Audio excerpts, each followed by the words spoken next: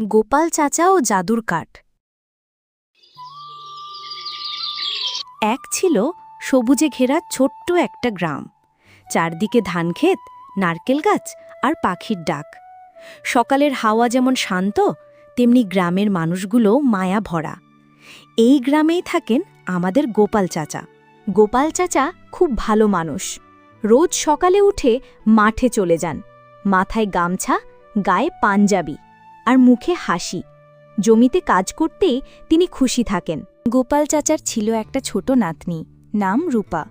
একদিন যখন গোপাল চাচা বটগাছের নিচে বসে বিশ্রাম করছিল, তখন রূপা দৌড়ে এসে বলল, চাচ্চু, চাচ্চু, আমি শুনেছি এক কাক আছে যে কথা বলে। গোপাল চাচা হেসে বললেন, হা হা, কাক যদি কথা বলে, আমি তো বাঁশিতে গান বাজাবো।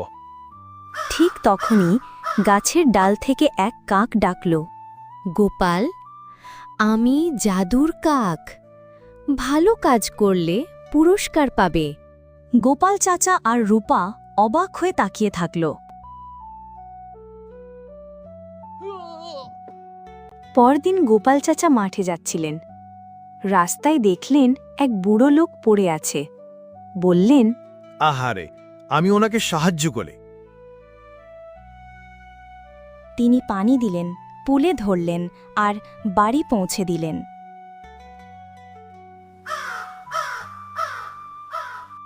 সেই দিন বটগাছের নিচে আবার এলো সেই জাদুর কাক। রিনা সেটা দেখতে পেয়ে দৌড়ে গেল গোপাল চাচার কাছে, সব খুলে বলল।